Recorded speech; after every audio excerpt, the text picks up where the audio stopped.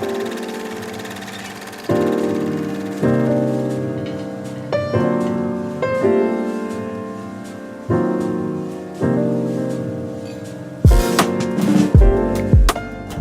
to Cinemaholics. We're back with kind of a different episode than usual. This is going to be our episode for the weekend because there's a movie coming out that I don't think a lot of people care about in wide release. But first, of course, I'm John Negroni from San Francisco, film editor for The Young Folks. And over here we have Will Ashton from Pittsburgh, writer and editor at Collider. What's up, Will? Hey, I feel like you're hurting Liam Neeson's feelings. I'm sure he listens to the show. Have you seen the movie Memory, Will, though? Have you seen it? Is it worth watching? No. You have seen it. I have not. It is not good. But okay. I'm going to ask this next person and introduce them. Special guest. I'm super thrilled to have him back. He came on Cinemaholics a couple years ago. Been meaning to have him back, and we have him for really the best possible episode per his expertise. And he's a tomato-approved film critic, tomato meter-approved film critic. I have to say it right. He's also a wonderful film critic with a YouTube channel under his name, Dan Murrell. Super proud to have him back. Screen Junkies aficionado from back in the day. Welcome back to Cinemaholics, Dan. How you doing? I'm doing great. Thanks for having me. This is a fun time of the year for me. That's right. Yeah, because, I'll put off the top, and I'm going to ask you about Memory with Liam Neeson in a second, for sure. But I got to get this out of the way. Yeah, exactly. Anytime Liam Neeson movies are coming out, it's the best season for moviegoers. Right, yeah, that's the main thing. But yeah, no, I love your YouTube channel, Dan. I remember you had just started it, like, right before we had you on last time. I think it was, like, 2 years ago. And it's blown up in such a great way. Over 100,000 subscribers. How's it been going?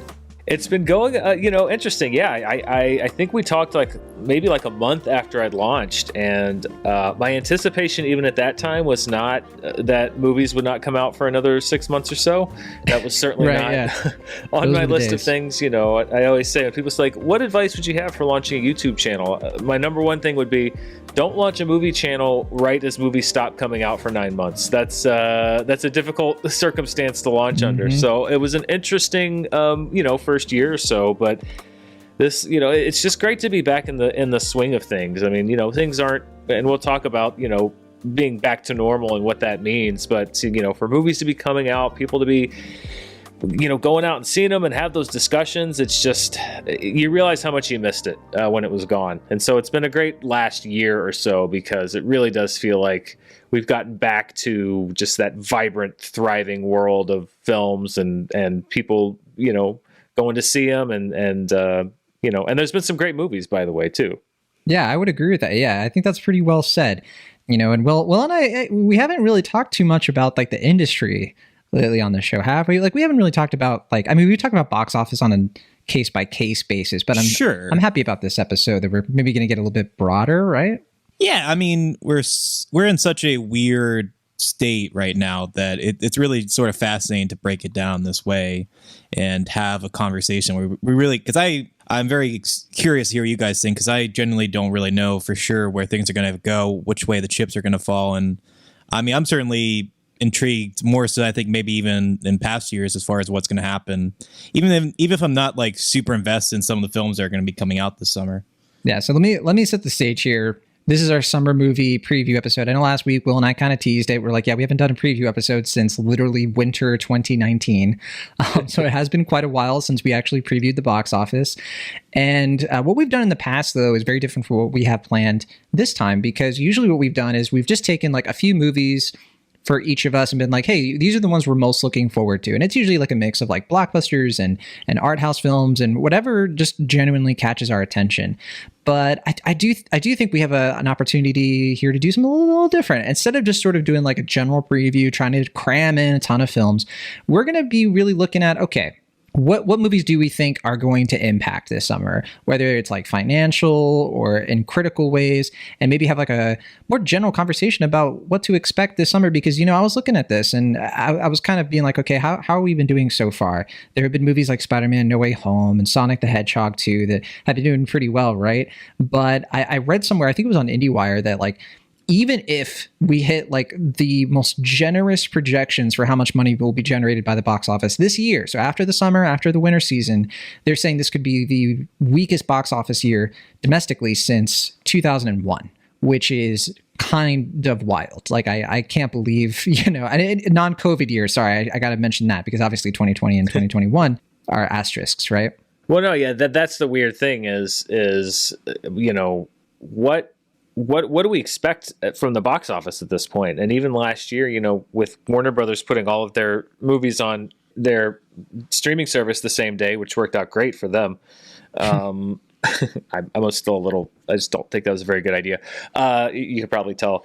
It is this idea of like, well, what does it mean? Like when you say like, oh, well, it's the weakest year since 2001. Well, yeah, but like the industry has changed so much in just 2 years, and I think that's the big thing. Is I think all of the stuff that's happened in the last couple years is I think we've seen 10 years worth of change in 2 years. With the industry, with the box office, with streaming, the 45-day theatrical window now pretty much is a given for everything. And I mean, that is a huge change in how movies are deemed successes and failures. But at the same time, The Batman just succeeded. It had $700+ million worldwide, almost getting up close to 800 and counting at the box office, and also was HBO Max's biggest streaming movie, except for I think Godzilla vs. Kong and maybe Mortal Kombat, including some of the day and date stuff from last year.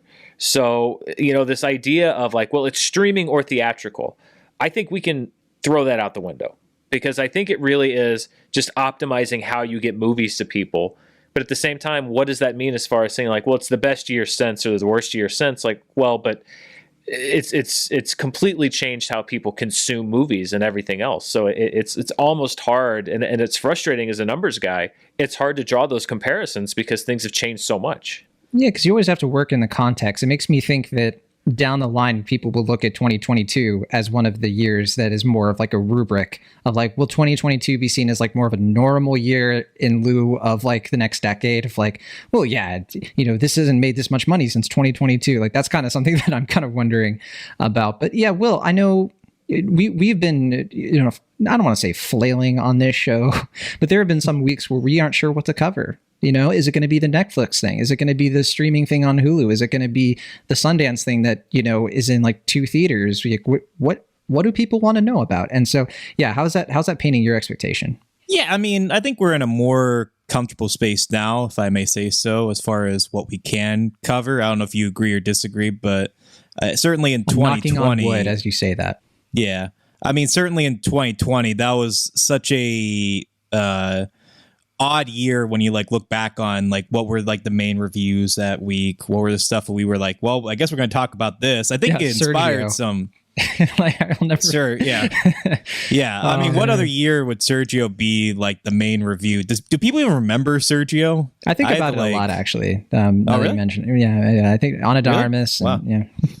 I mean, it happened. I mean, we talked about it. I hope it's a nice conversation, but it's certainly not a film I think about a lot. But I joke halfingly because that was the episode we did our Drake and Josh parody. That's the reason I remember. Oh yeah. Never forget.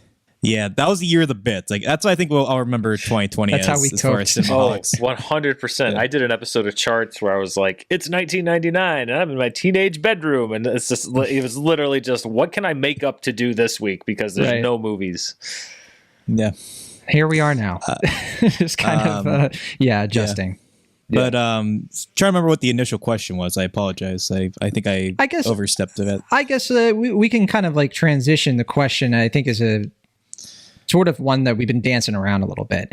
Do you think that this is going to be a big box office summer? It's not a yes or no answer for sure, but like, I mean, it doesn't have to be, but like, yeah, Will, I mean, do you think this is going to be normal, close to normal? I mean, I know we kind of started this with like, there is no normal. What does normal mean? But yeah.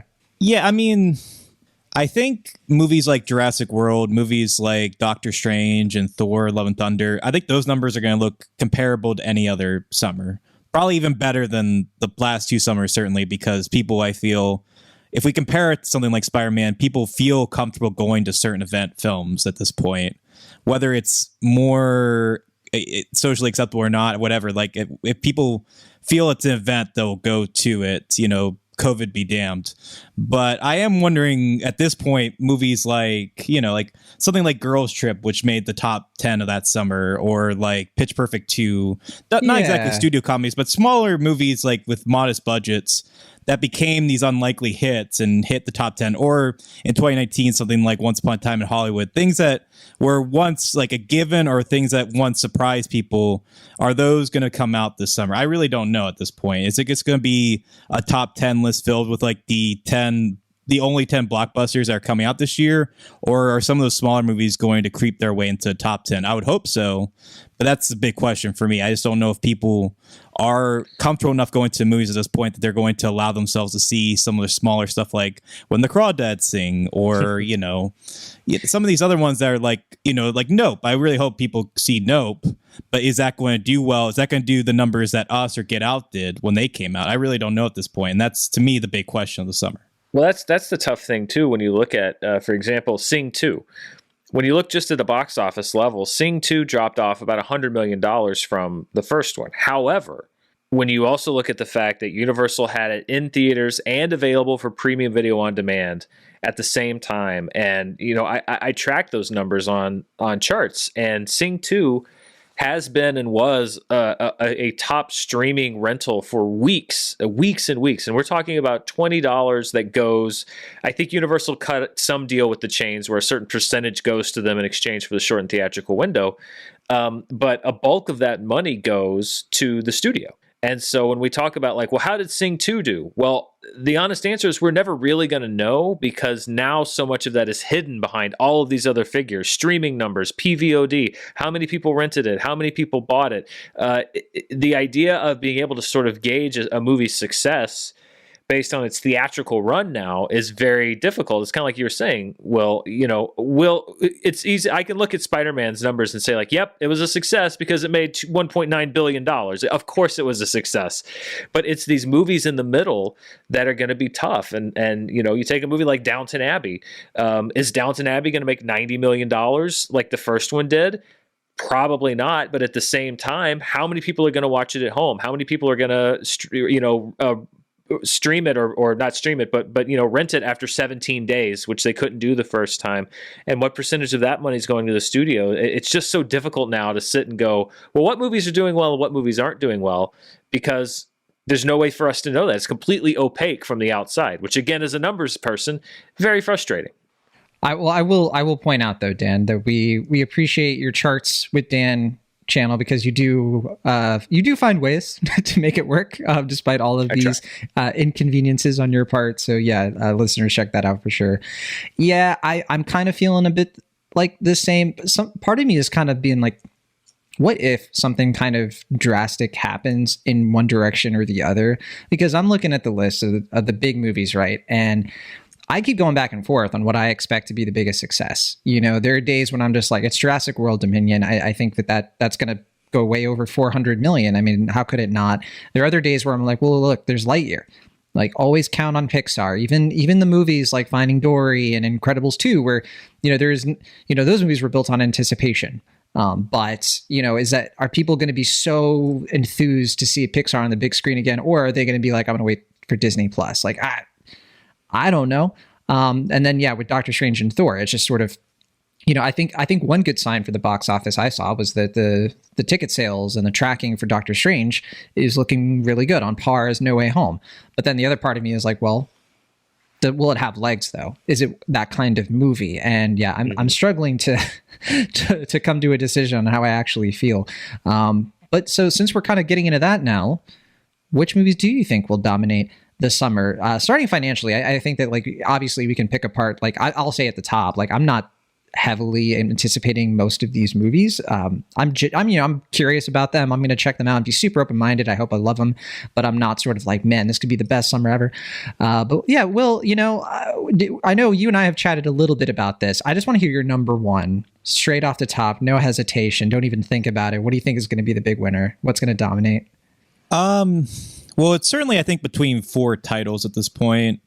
Those 4 being Doctor Strange. Will. Just spout it off. Just don't even throw caution to the wind. Sure. Well, I'll theorize, I guess. Doctor Strange, Thor, Lightyear, and Jurassic World. I feel like it's got to be one of those 4, just by the fact they're the 4 biggest films. Give or take a minion. Right, but I mean, that's where it gets tricky, because I feel like for the last few summers, it's usually been the Marvel movie that pushes forward, like Endgame, Infinity War, all that. And that's why I feel like the safe money is on Doctor Strange. It's starting off the summer. It has the best chance of making that money early and consistently. Kind of a crossover if it's good, movie. We'll find out. Yeah. Yeah, I mean, it's coming off the coattails of Spider-Man No Way Home and the past few Marvel movies, which did feature Doctor Strange rather prominently in all those films. So I think the interest in a Doctor Strange film will be pretty good. And I mean, Thor is certainly coming off of Thor Ragnarok, which was a big boost for that, like the Thor franchise and all that. I go back and forth between whether or not that will upset or be upset by Lightyear or Jurassic World, because Jurassic World does have the factor of it has like the Rise of Skywalker thing where it's like everyone's coming back. This is the last one until they decide to do another Jurassic Park 15 years later or whatever. We went to Jurassic Park for 2 weeks. We got to know the locals. We put our work in. They'll never learn their lesson. They'll always bring back Jurassic Park. It's the flaw and the beauty, I guess, of the Jurassic Park franchise. But I mean, there is the fact, because there's always that key factor, I feel like something where like Wonder Woman, where it's like it is a new DC film, but we've never seen a Wonder Woman movie before, and it was good. Guardians so that's why of the that Galaxy movie became 14. Yeah, exactly. And I wonder, is there a factor like that? And it might be Lightyear, because we've seen, Buzz Lightyear, but we've never seen Buzz Lightyear would probably be closer to a Finding Dory, wouldn't it? Yeah, I guess so. I don't know. I mean, a confusing movie, to be honest. Yeah. Lightyear takes like 5 minutes to explain to somebody, like, oh, it's a movie about Buzz Lightyear. Like, well, kind of. It's a movie about the character that Buzz Lightyear is based off of. It's a movie about a character. It's a character based on a character in a friend, and this is a movie about that character. It's like, wait, what? I think some people are expecting to see like Buzz Lightyear. It's like, well, not really. And I wonder if that's going to work against it in some way. Yeah. I like that there now is a toy of Buzz Lightyear from Lightyear. So now it's a toy based on the man, based on the toy from the movie Toy Story. But shouldn't the toy based on Buzz Lightyear just be the toy of Buzz Lightyear from Toy Story? Because this is what the Buzz Lightyear toy is based on. We sound like a bunch of Pixar employees at this point, just kind of sitting around questioning everything. But going off the gut, I think I'm going to say Doctor Strange. But I mean, I feel like any of those four could theoretically become the highest grossing film of this summer. I don't think we've said the full name of the movie at this point because it's such a mouthful, but Doctor Strange in the Multiverse of Madness. Great title. I mean, that's what it has going for it in terms of quality for me. But okay, Dan Murrell, what about you? Yes. I know I see you've already brought out a chart. Listeners can't see it. It's got lots of wire on it. I'm excited. String going everywhere. Yeah, it's actually, I'm going with a very simple rationale, which is I'm going to play the hot hand here. And I'm going to say Doctor Strange in the Multiverse of Madness. I think that they have successfully tied it to Spider-Man No Way Home in the eyes of even the casual fan, with bringing in Wanda and the fact that you're just kind of showing that it's connected to this larger universe. You're teasing potentially this tie-in maybe with X-Men, and are you bringing in... I think in a way you're creating a smaller scale version of that anticipation that we saw with the multiple Spider-Men of, are they going to do this in this movie? Like, is this going to be the movie where they bring in this? And I think it creates an urgency to go see it. I just think that there are more places for the other movies to misstep a little bit. I feel like with Jurassic World Dominion, I mean, yes, you're bringing everybody back, but at the same time, we've tapped into the nostalgia now twice, and how much is really left there. I agree, it could be the number one movie, but I could see some people kind of having this been there, done that kind of feel to it. Thor: Love and Thunder, it could honestly go any way. I could see just.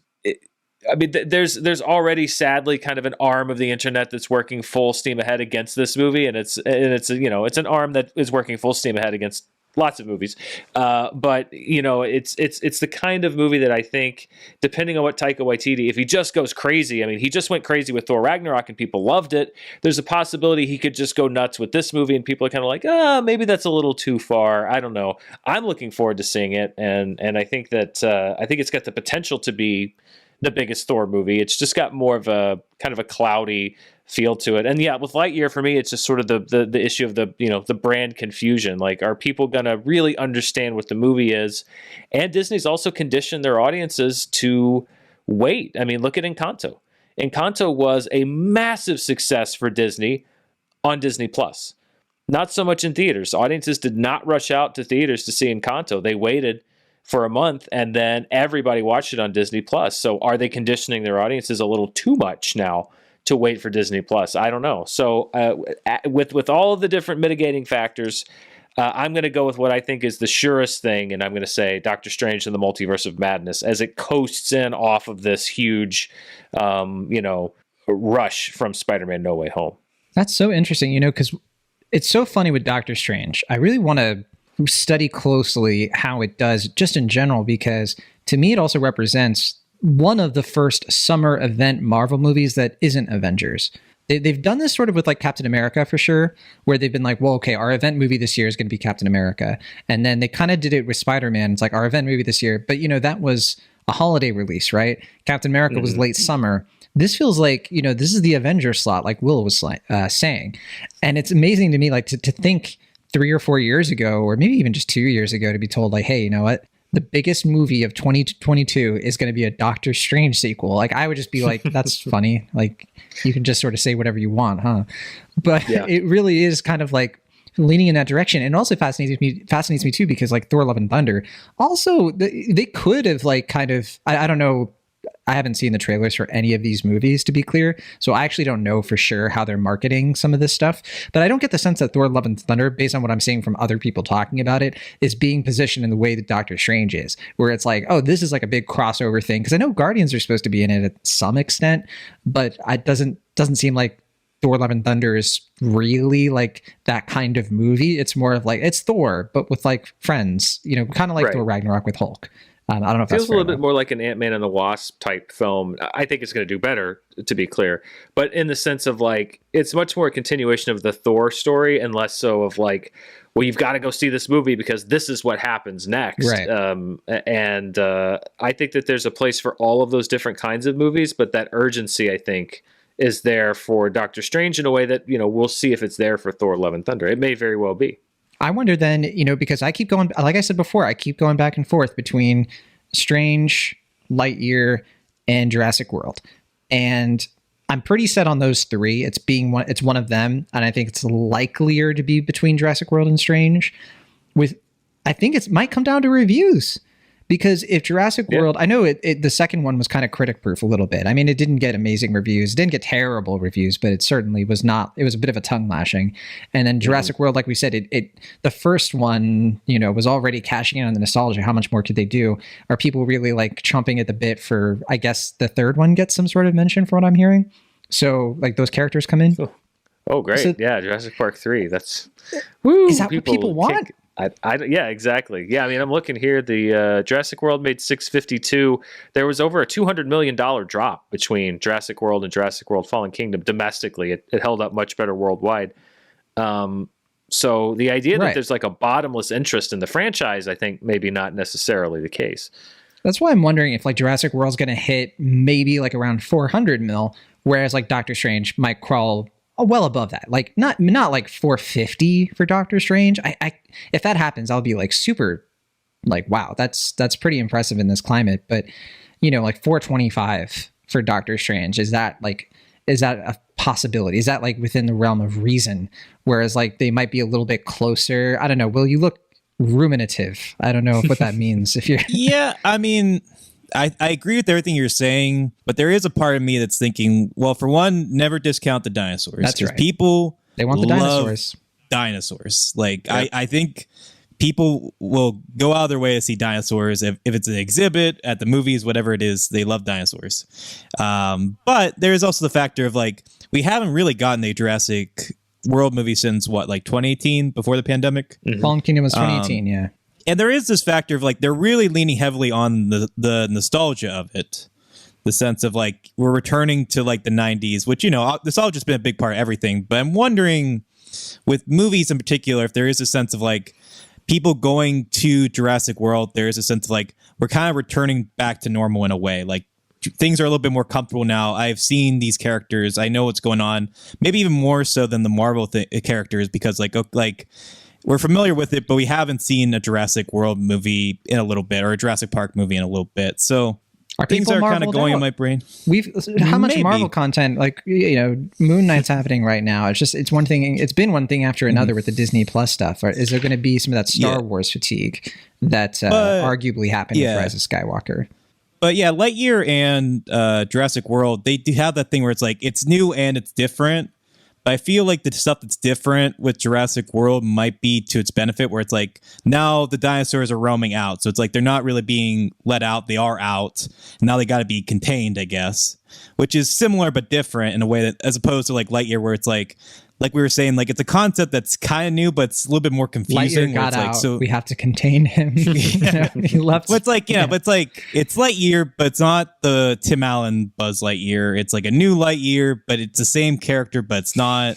And then I don't know. I mean, I don't think kids are going to care. You love him, right? I don't think kids are going to care, but I do have to think that like it has to be like a 4-quadrant thing, right? Where it has to be like kids want to come, parents want to come, 20-something people want to come, and that might be Jurassic World. I mean, if we're looking at all these movies outside of the Marvel stuff, I mean that plays into its hand. But that's just stuff that I'm thinking. It's very possible. Very possible. Yeah, I guess with Lightyear too, is it going to get those like really glowing Pixar word of mouth reviews? Because like, the high critic reviews will help it. But with Pixar, it tends to be like, no, you really need to go see this. Although I say that, and then I think, well, Incredibles 2 and Finding Dory were not like super beloved movies. They were movies that people were like, hey, these are good. They have good messages. You'll have a good time. And they're safe bets, They're sequels to movies you already understand. And you don't need a lot of help. Well, Finding Dory has that nostalgia factor that I'm talking about, where it's like, it's a return to Finding Nemo, and it's also a film for kids, so it's appealing to people nostalgic for Finding Nemo, and it's good for kids because people are nostalgic for the space race. That's part of Lightyear, isn't it? I don't know, but also I guess but also I mean, I'm talking about Story.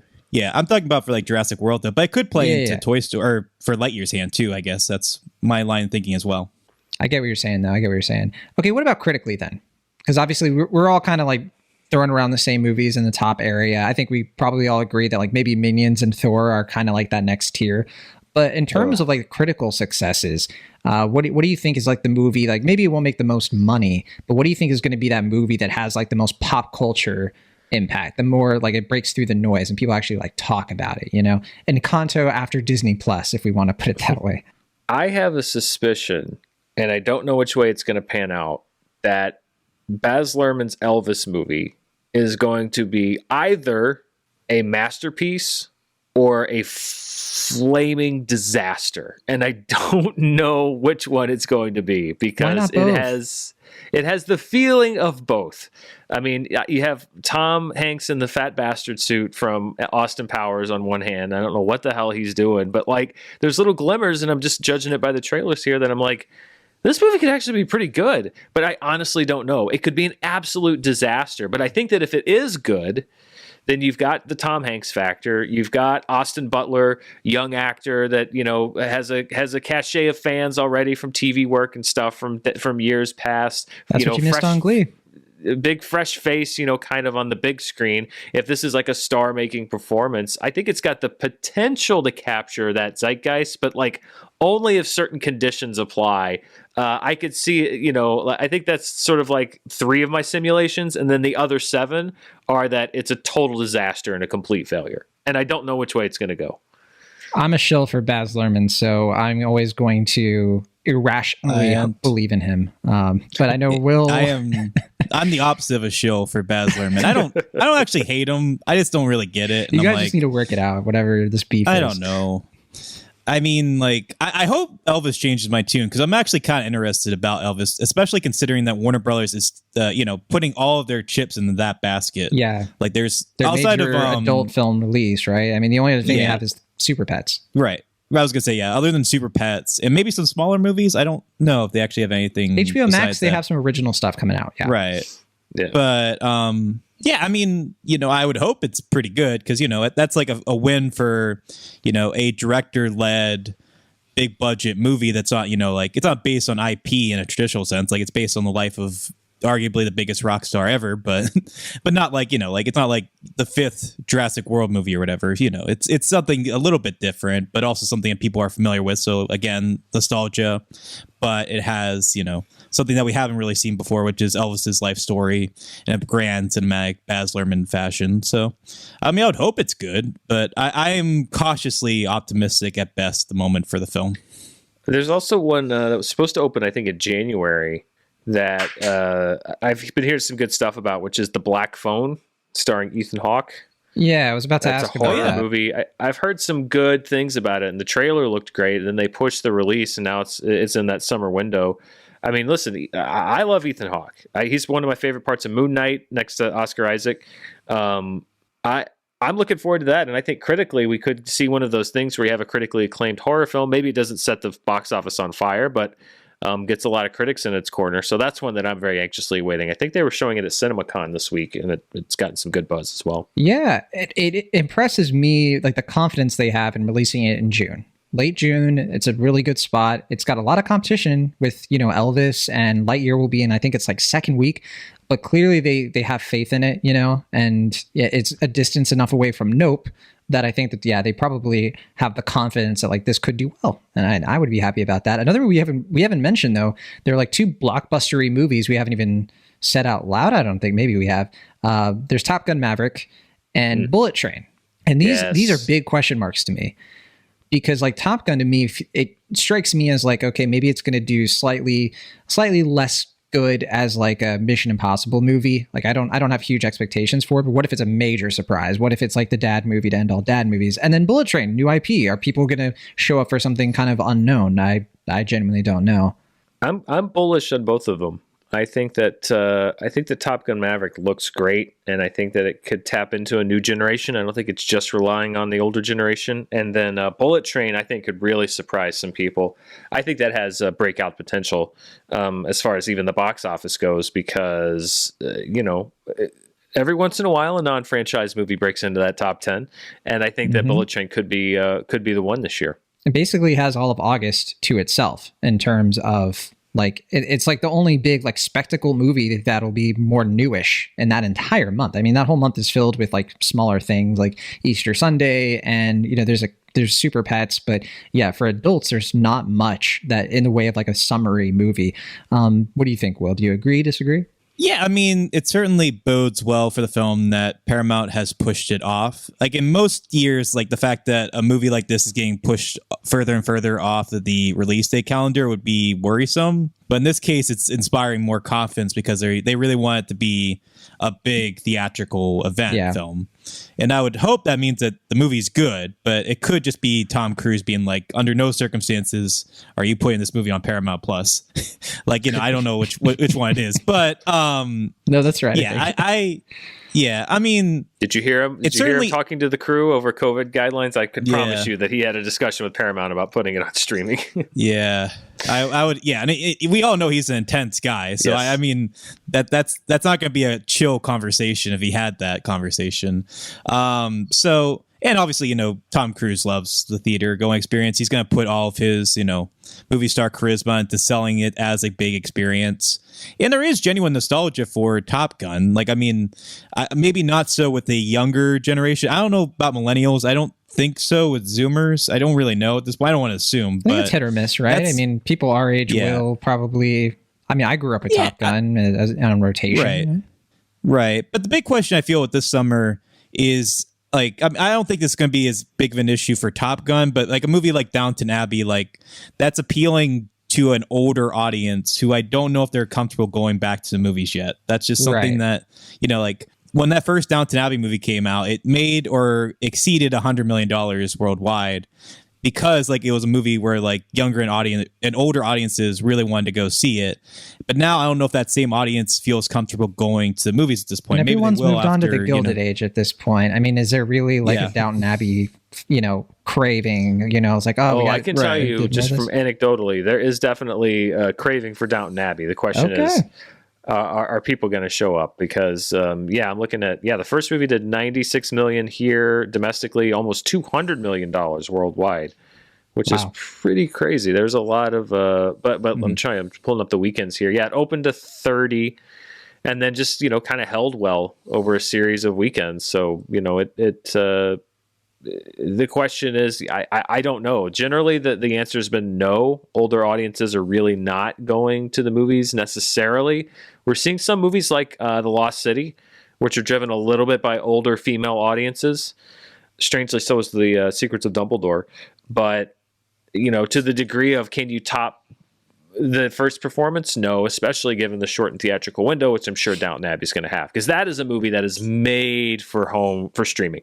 That is the perfect movie for pitching it to, premium video on demand, watch it at home. Because do you have to go see that in a theater? No, because you literally watched it on television for years and years and years. So that's one where I think Universal could potentially be making up some of that quote unquote lost revenue with a very robust streaming presence.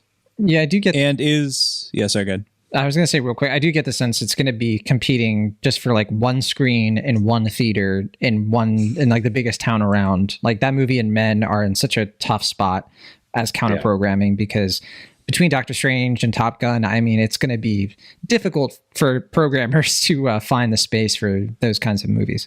Yeah. I was going to ask, but I know Firestarter is like a Peacock theater. Like, is that happening with Downton Abbey or is that only going to theaters? I don't remember. That's a good question. I thought that it was a theatrical exclusive. That's what I thought too. But it seems like the type of film that they would push on Peacock. No, it really does. That's a good question because I know it's that simultaneously. I think. Oh, it is simultaneously. I think so. Well, then that really kind of takes the legs out from under it. Right. Because if that is available on Peacock the day it's out, then I would have to assume most people are just going to watch it on Peacock. I know movies like Halloween Kills, like people went to see that in the theaters, but I feel like Halloween deserves like a theatrical experience for a lot of horror fans. Whereas Downton Abbey, like Dan is saying, like people are used to seeing that show at home, and they're like, well, if they don't feel comfortable going to movies and it's available on Peacock, I don't think they mind too because it's Blumhouse, so they probably made it for like $10. So I'm sure that they're kind of not sweating it, honestly, in terms of how much it's actually going to make. Yeah. Let's see. I'm looking up here what the release strategy is. Let's see. Downton Abbey originally scheduled to be released in December. It says it'll be 45 days after it's released in the US. It'll be available on Peacock. So they must have changed it then because I had right here it says simultaneously, but maybe this they just could be have it outdated information that I'm looking at too. Mine could be outdated. I honestly don't know which of us is wrong. So we're gonna say one of these is wrong, one of these is right. I guess we'll find out pretty shortly since it's about to come out. I will do my own research to find out what I find out. In the meantime, I didn't want to dwell too much on streaming stuff that's going to be coming out, just because we are kind of looking at a more unique situation, and there's all kinds of stuff that's going to be hitting streaming that I don't even know about yet, or I've forgotten about. But I did want to kind of maybe like wind down a little bit and maybe get positive. What are the most anticipated things that you guys are looking forward to? I know I have a bunch between streaming and cinema. So Dan, we'll start with you. What's really like at the top of your list right now? I mean, we talked about Nope. Anything Jordan Peele is going to be pretty close to the top of my list because I've been a big fan of his two previous directorial efforts. And this one looks very interesting, and I don't really know what it's about, which is great. I hope they don't put out any more trailers. I don't want to know anymore. Men from Alex Garland. Again, Alex Garland is one of those directors that no matter what he's doing, I'm going to go see it because Annihilation I thought was fantastic, and obviously Ex Machina. So this looks different and yet very much like an Alex Garland movie. So that's up there. Bodies from A24. It's A24. They always do a lot of interesting stuff, and they have taken a really interesting turn these last several months in that they're still doing the sort of, more art house type things, but they're also doing some like great hybrid films that are like kind of like art busters. I don't know what you would call it, but kind of like Everything Everywhere All at Once, where it's like, it is very much this feel of an independent film, but at the same time, you can sell it to a mainstream audience fairly easily. So I'm excited for that. And then, Doctor Strange, I'm curious to see what's there. And as much as I have not liked the more recent films, I am curious to see what they do with Jurassic World. My love for the original movie, I don't know. Maybe Will's onto something. Maybe no matter what I thought of the last movie, I'm still going to go see this one because I do have that love for the original Jurassic Park, and I do want to see these characters, even if it's going to make me angry. I just want to see what they do with them. which is very weird. I'm so curious. There's also with a tiny Colin Trevorrow, Oh no, go ahead. Yes, exactly. I was going to say there's also a very tiny movie that's not even going to sniff any kind of budget, but it comes out on June 17th. It's called Brian and Charles. And I think they're actually committing to a nationwide release. It might be simultaneous, but I saw it at the Sundance virtually this year, and it was one of my favorite movies to come out of that. It's about a guy in Wales who builds his own robot, and it is hilarious, and it's coming out. I think Focus is distributing it on June 17th, and that's one that I'm looking forward to, even though it's going to make like $1 million, but it's really funny. So seek it out however you can find it. Nice. I haven't heard of that one. I know that the June 17th is a good day for people who want to stay home, I guess, because they'll have Cha Cha Real Smooth, which will be hitting Apple TV Plus, and I'm excited to rewatch that one. I enjoyed it quite a bit. Another Sundance favorite. What about you, Will? I know, Will, you've been saying every day, messaging me first thing in the morning, Marcel the Shell with Shoes On. It's the only movie you care about. It's the only movie that gets you out of bed. You're joking, but I am excited for Marcel the Shell with Shoes On. I don't know why you're saying it flippantly. Like, I mean, I don't know if it's in my top 5, but I am excited for it. Yeah, top 3. I've heard it's really good. Least. Yeah. I mean, certainly. I mean, are you excited for it? No, not at all. But I am going to watch it, and I really hope I love it. I've heard it's great. I haven't seen the trailer. I've seen the YouTube video. I don't know what to make of it. That's the only thing. Yeah, I don't know. I mean, I think I described it to you already. I feel it's going to be like a fantastic Mr. Fox situation where I feel like it's going to be a weird family movie where like older people go see it and kids are going to be weirded out and don't see it, but then discover it later. Will's going to drag his family to it. And they're going to be like, why do you do this to us? But that one, I mean, I don't know how that one's going to do. I mean, certainly I think A24 is more confident in it because they're giving that, I think, a fairly wide release. Yeah. I mean, I saw the trailer for that before The Bad Guys. So, I mean, I think it's going wide. But to answer your question, I mean, the big one for me, Dan already mentioned it, is Jordan Peele's Nope. That's the one that really just gets me most excited for like, okay, I'm seeing a movie. I really don't know much about it. I have my theories for what it's about, but I don't actually know concretely what it's about. But I know Jordan Peele is behind it. He's, only getting more confident as a filmmaker. He's getting a bigger canvas this time. He's shooting it on IMAX, cameras, and yeah, it seems really exciting. And and it's an original concept, and it's like, okay, that's what I want to see. I hope it does well, but I don't really know. I mean, that's going to be a big, if that does poorly, then I'm going to get more worried at the end of the summer as far as like original movies performing at the box office. I have to agree because that summer release date for Nope is it looks nice in terms of like the confidence. Yeah. Yeah. And I mean, it's well deserved. I mean, Jordan Peele is one of our premier filmmakers right now. Kind of an odd thing to say, like even a decade ago, the guy from Key and Peele is like one of the biggest horror movie directors working today, but well deserved. I mean, 100%. I agree. Men, I'm really excited for. The trailer hasn't fully won me over, but I just loved Alex Garland's past 2 films, so I'm hoping that's another tour de force from him. Other than that, another smaller film that I'm really excited for. I don't even know if this is on your radar, John. Happening. It's on my radar. See it. Yeah. I didn't get to see it at Sundance, but I've heard it's fantastic. It was also at the Berlin Film Festival, I think, last year. And it won, I think, the Golden Bear. Is that their prize? Oh, I don't know, actually. But no, I've been getting emails about it. And I'm like, heck yeah, let's do it. I want to check this one out. Yeah, I mean, I work, at an independent art house theater, and I push for us to play it. And I know, not to get things political, but I mean, certainly Roe v. Wade is going to be a conversation this summer. And I think that movie is going to be a big, it's going to play well, I think, for that reason. It seems like it's a really important film. So I'm really curious and excited for that one, especially based on the reviews. And other than that, I mean, those are big ones for me. I feel like there's something I'm missing, but I thought you might be interested in Black Phone, right? We talked about that. Yeah, Black Phone. Yeah, certainly. And, certainly the confidence behind it is exciting. I think it's kind of funny that Scott Dickerson and, he's coming out with his own movie. Yeah, sorry, Scott Derrickson. For some reason, I didn't realize. I thought his last name was Dickerson, whatever reason.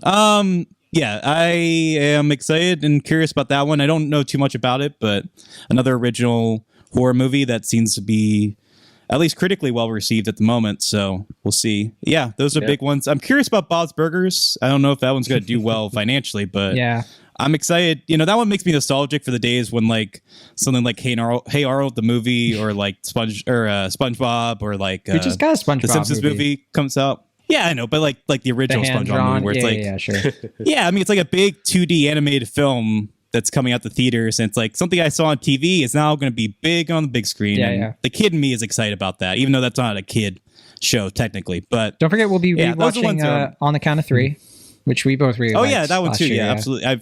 I meant to mention that. Yeah, I just saw the Red Band trailer, and I'm excited to see that again. I love that movie. I'm so excited to see yeah. Annapurna putting something out. It feels like it's been a while, or I haven't seen anything from them quite recently. But Yeah. all great picks. I have to echo most of them. I mean, Nope, I think we can all agree that's like the one that I just have such high hopes for. I hope Nope goes pretty well. And then Men, listeners who remember, like, I not just Ex Machina but loved Annihilation. I thought that film was fantastic. There's a movie coming out we haven't mentioned that it's a very me movie probably, but it's the directorial sophomore directorial film by Quinn Shepard called Not Okay, and it's gonna be on Hulu in August, and it's from Searchlight. It's one of those movies where I don't know anything about it, but the people involved are people I really love. I really love Dylan O'Brien and Zoe Deutsch. I mean, I just think they're really great performers, so I'm very much that's going to be one of my weekend binges, I guess. It's just I guess you could binge a movie, right? That's possible. Yeah. That's I can't think of the actress name, but that's a triple threat from Blame, right? Blaine. Who's Blaine? The movie that was made by like the 20-year-old. Am I mixing up the title with that one? It's a movie we really liked. Remember? Blame. Yes, that was her first movie. Yeah. I think it said Blaine, like David Blaine. Director? I was like, what? David Blaine. No, sorry, Blame. Okay. Blame. But it's her follow-up to Blame, right? Yes, I can't think of her name. Quinn Shepard. But Quinn Shepard. That's it. Yeah. So I am looking forward to that. Honestly, there's not that much. I mean, I'm not just a shield for Baz Luhrmann, but also Taika Waititi. I thought Thor Ragnarok is one of the best Marvel movies. I know, Will, you're not the biggest fan, and I don't know, Dan, did you like Thor Ragnarok? I don't know if I ever heard you talk about it before. I enjoyed Thor Ragnarok. I felt like it had some tonal issues, but generally I enjoyed the film. It's not like one of my top 3 favorite Marvel films like it is for a lot of people, but I liked it. I thought it was good. It's a fun movie. Yeah. I think at the very least, it's got that entertainment factor. Like, I feel like even people who don't love Taika Waititi, and I know I refer to these people as Will Ashton's Twitter timeline. They're not the biggest fans, but the last one I wanted to mention, I have to, is that Chip and Dale movie coming to Disney Plus. I'm actually really curious. I've only seen people posting about it. I'm just like, oh my gosh, this is maybe going to be kind of silly and fun. So. Yeah, it's possible. Is there an award for least anticipated? Because yes. I hate the Minions with a fiery, burning passion, too. And I'm very upset that I'm going to have to sit back and probably watch them make a lot of money this year. And I have to put them on my list.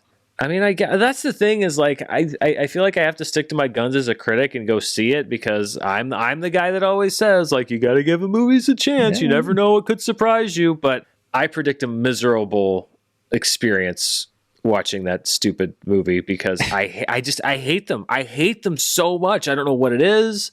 I detest the Minions, and so you should at least have one that. You should have at least one get out of jail free card, Dan, that you get to exercise at your discretion. You have self-care, you know.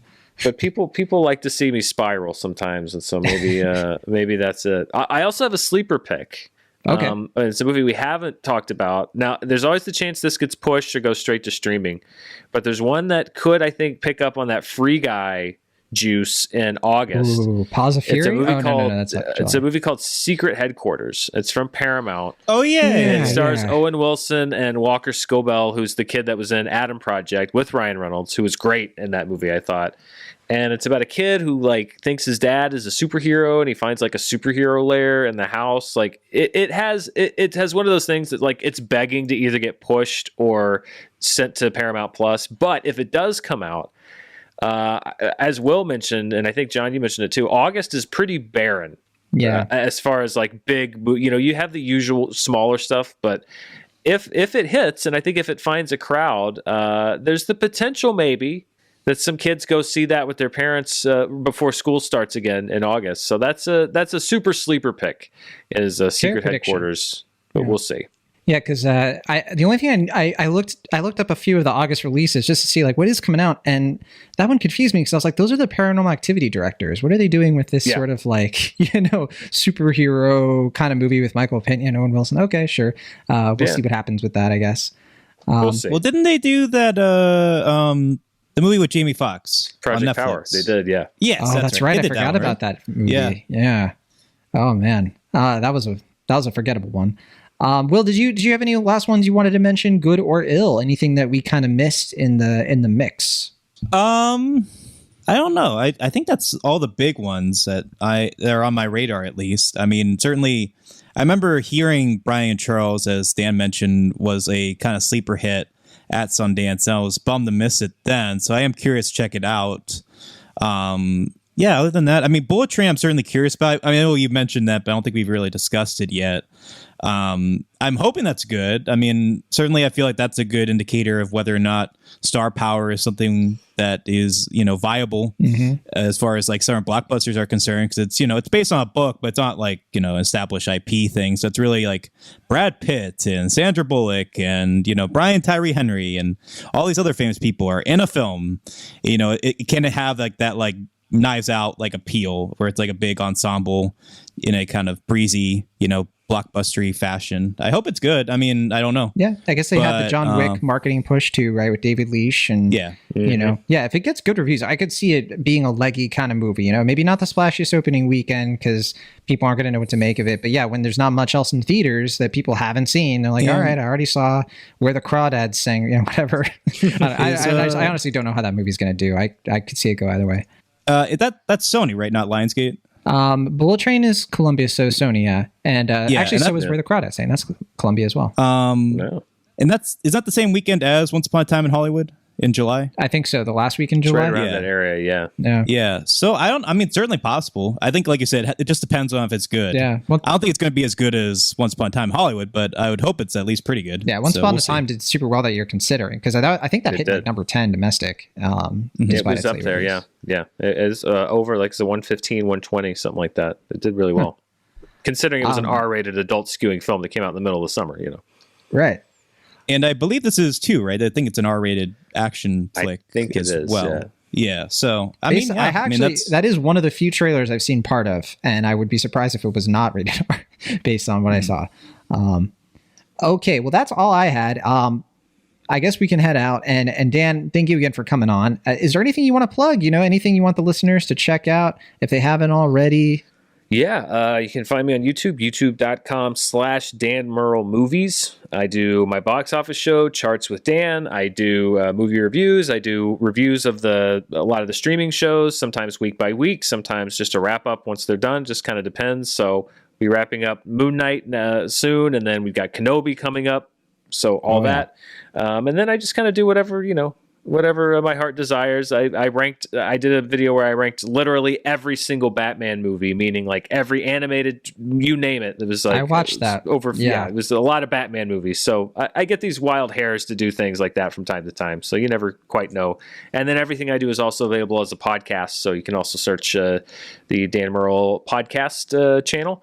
Wherever you like to get your podcasts, you can get everything I do on YouTube. I do some audio exclusives here and there as well. And also I'm on Patreon. Patreon.com/Dan Murrell.